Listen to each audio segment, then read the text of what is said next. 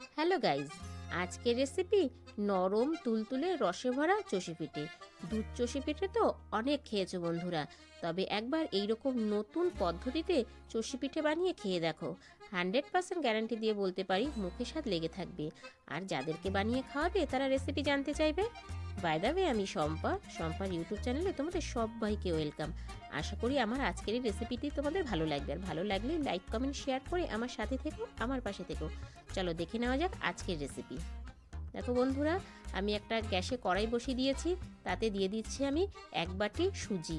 আজকে সুজি দিয়েই এই পিঠে রেসিপিটা তোমাদের বানিয়ে দেখাবো। সুজিটাকে আমি হালকা করে ভেজে নেব, খুব বেশি ভাজার কোনো দরকার নেই বন্ধুরা, অল্প করে ভেজে নিলেই হবে। ভীষণ মজার একটা রেসিপি বন্ধুরা, একবার খেলে বারবার করে খেতে ইচ্ছে করবে।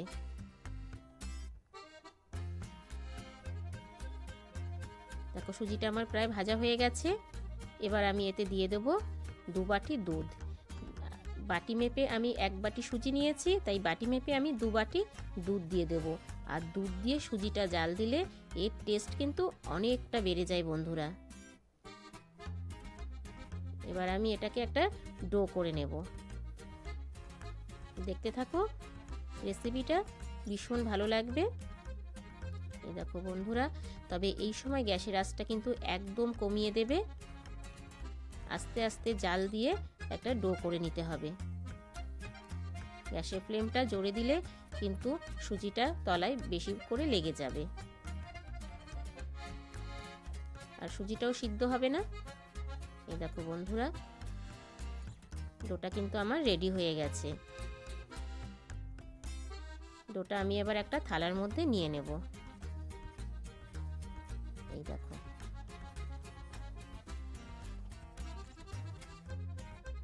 দেখো, আমি এখানে একটা থালার মধ্যে অয়েল ব্রাশ করে নিচ্ছি। অয়েল ব্রাশটা করে নিলে তলায় লাগবে না। এবার আমি ডোটা নিয়ে নিলাম। ডোটাকে আমি এবার একটু ঠান্ডা করে নেব, হাতে সইবার মতো ঠান্ডা করলেই হবে বন্ধুরা।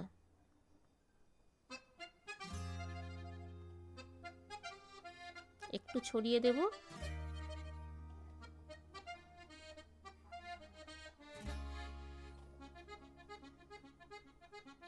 দেখো বন্ধুরা, ঠান্ডা হয়ে গেছে। আমি এটাতে সামান্য লবণ দিয়ে দিলাম, আর দিয়ে দিচ্ছি বড় চামচের 1 চামচ ঘি।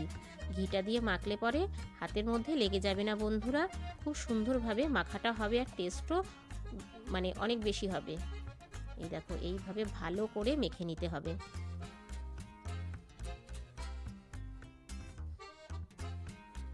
তবে যদি তোমাদের হাতে আরেকটু লেগে যায় তবে তোমরা আরেকটু ঘি মেখে নেবে তোমরা। এই দেখো বন্ধুরা,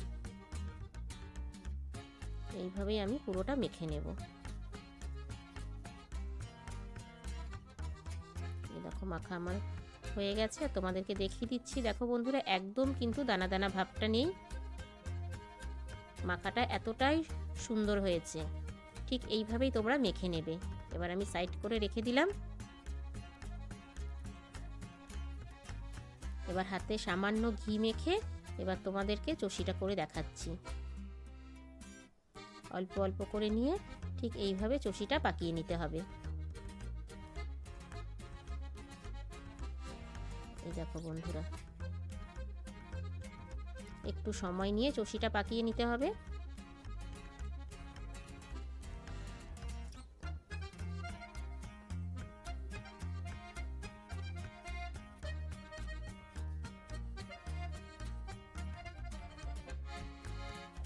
এইভাবেই আমি সবকটা চষি পাকিয়ে নেব।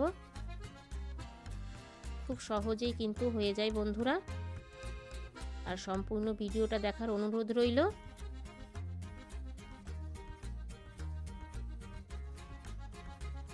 পুরো ভিডিওটা না দেখলে তোমরা বুঝতে পারবে না। আর এত সুন্দর আর এত মজাদার একটা রেসিপি তোমরা অবশ্যই বাড়িতে একবার ট্রাই করবে। এইভাবে আমি সব চষিগুলো পাকিয়ে নিচ্ছি।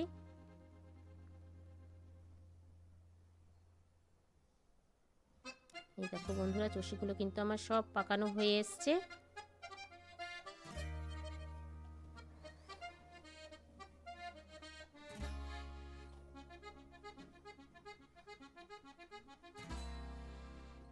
তবে হাতের সাহায্যে এইভাবে চষিগুলো পাকালে কিন্তু ভীষণ সুন্দর হয়।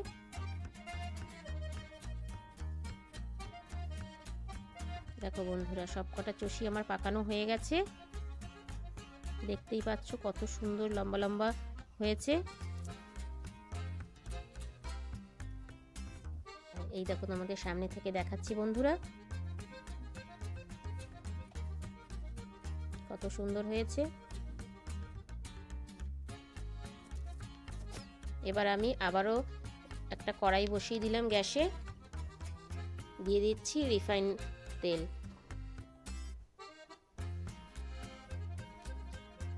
তেলটা গরম হয়ে এসেছে। তবে হ্যাঁ বন্ধুরা, তেলটা কিন্তু গরম হয়ে গেলেই এই পিঠেগুলো ছাড়তে হবে। এবার আমি অল্প করে চষি পিঠেগুলো দিয়ে দিচ্ছি, অল্প অল্প করে আমি ভেজে নেব। একসাথে কিন্তু অনেকগুলো দিতে যাবে না বন্ধুরা, তাহলে একটার গায়ে একটা লেগে যাবে।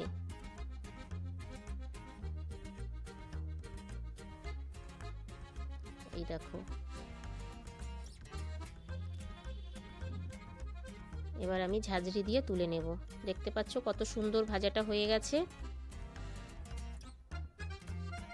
অল্প অল্প করে এইভাবে আমি ভেজে তুলে নেব। ভীষণ টেস্টি হয় খেতে বন্ধুরা, একবার অবশ্যই বাড়িতে ট্রাই করবে, না হলে কিন্তু মিস করে যাবে। আবারও আমি দিয়ে দিলাম।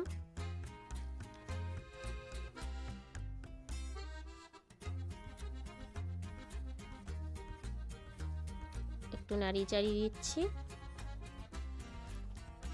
এবার আমি তুলে নিচ্ছি। আর এইভাবে একবার করলে পরে বারবার করে খেতে ইচ্ছে করবে বন্ধুরা। এই দেখো, সবগুলো চষি আমার ভাজা হয়ে গেছে।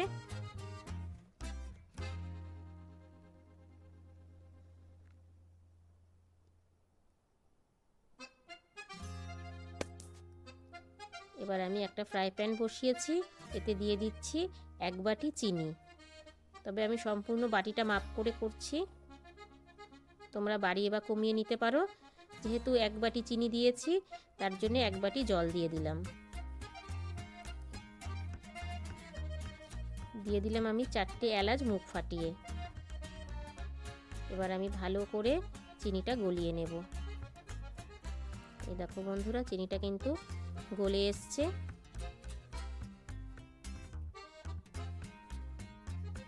তবে এই রসটা কিন্তু বেশি মোটা করার দরকার নেই, চিনিটা গলে গেলেই রসটা রেডি হয়ে যাবে।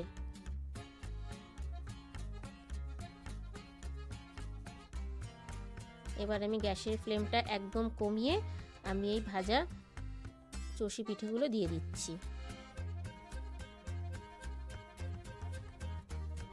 এই সময় গ্যাসের ফ্লেমটা লো করে দেবে।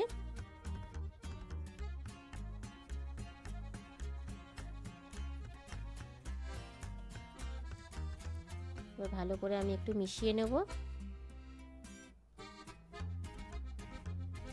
মেশানোর পরে এবার আমি গ্যাসের ফ্লেমটা হাই করে দেব।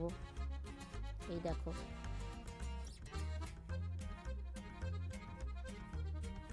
এবার জাস্ট একবার ফুটে গেলেই আমি গ্যাসের ফ্লেম বন্ধ করে দেবো। ফুটে গেছে, দেখো গ্যাসের ফ্লেম বন্ধ করে আমি 10 মিনিটের জন্য ঢেকে রাখবো। ফিরে আসছি বন্ধুরা 10 মিনিট পরে। এই দেখো বন্ধুরা, 10 মিনিট পরে তোমাদেরকে দেখাচ্ছি কতটা সুন্দর আর কতটা ঝরঝরে হয়েছে। এই দেখো, একদম রসে ভরা চষি পিঠে, অনেক টেস্টি হয় খেতে বন্ধুরা। অবশ্যই বাড়িতে একবার ট্রাই করবে। একদম নরম তুলতুলে, মুখে দিলে কিন্তু একদম মিশিয়ে যাবে।